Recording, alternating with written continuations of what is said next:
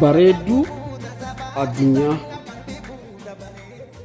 Halleessaa halluu isaatiin halluu wal keessa laaqee handaara itillee isaa dhisee gargara saaqee ishee qalbii isaa malee ijji isaa takkaan garree ishee boruu dulloomtee du'aanis hin dabarre giiftii moonaaliizaan isheen harki tolche intalti daaviinchiin halluu keessaa dhalche ulfi sammuu daaviinchii halluu keessaa dhalatte faajjii midhaaginaa addunyaa jedhamte.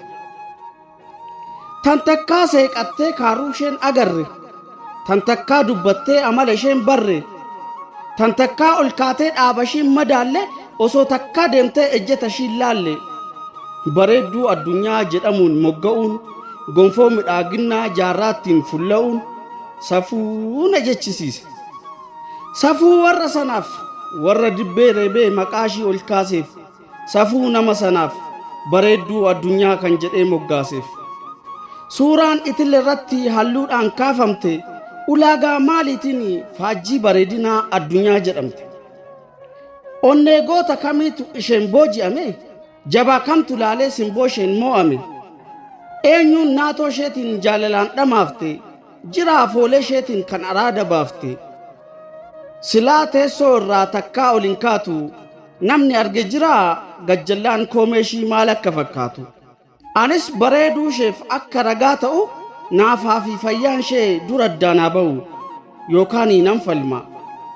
Ogeessa bilchaataan mudaa malee kaatu bareedduu addunyaa fakkiin yoomuun taatu. Dhaaba wal qixxeessee irbeessu sukkuumee jirti harka isaatiin faayyi rabbiin uume.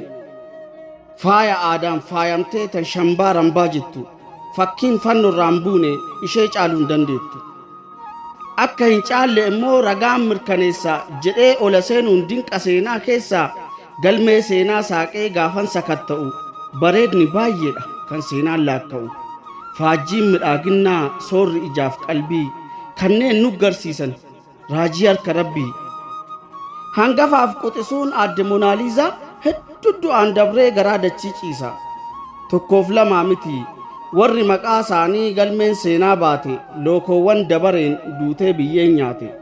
Seenaadhaan geejjibnaan yaadaan gara duubaa babbareeddan akka giiftii warra sheebaa fireenii fi nefertiitii kuwiin alekzaandiraa helen of tiyoorii fi giiftii kiiliyooppaatiraa kanneen babbareedni warri seenaan faarsu galmeen midhaaginaa kan maqaa isaan kaasu.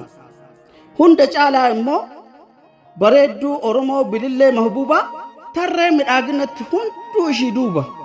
Bilillee Mahbuubaa aggaaroo biqilchite billiqee jaalalaan daandii diriirsite giiftii simboon ishee onnee nama hatu ishee namni ilaale yaadaan faana kutu ishee bareenni ishee onnee nama hafarsu simboon amalli ishii bineensa madaqsu daldala gabraatiin faaya biyyaa baatee ragaa midhaaginaa dubra Oromoo taate.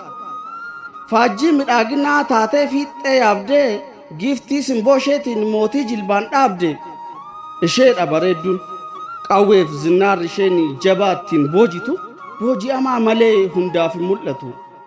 Hidhannoon waraanaa mataa hanga miilaa qadhabaa jaalalaa fi kiyyoo ilma dhiiraa guntuta laphee ishii laphetti alaamtee xiyya jaalalaatiin onnee isaa fullaafte. Soddoma irraa bantee hogguu ishiin seeqattu simboo marartuu isheen gaafa ishiin dheekkamtu goonni dirree lolatti hunda gootaa caalu ishee garuu uggeet ija keessan laalu. Lookoo qalloo sororoo akka ulee siinqeedha kanaafan jedhee falma bareedduun isheedha. Qeensa miilaa irraa hanga rifeensatti faayyi mudaa hin qabne gubbaa fi keessatti isheedha bareedduun lookoo ilkee cabbii safartuun dandeettii raajii harka rabbii. Bifaaf amalaanis bareeddee kuulamtee faayyi dachii faayuu fi faayamtee uumamte. Qola irraa baasee qishiree sukkuumee daangaa midhaaginaa uumaan raajiif uume. Isheedha bareedduun Bilillee Mahbuubaa dubree mudhii soonsa dubbiin moonaaliizaa ishee bira qoosa. Galatoomaa ulfaata. Leonardo da Vinci suuraa harkaan kaase moonaaliizaa jedhee maqaadhaas moggaase odoo rabbiin godhe sitan agarsiise silaa moonaaliizaa bartiree facaase.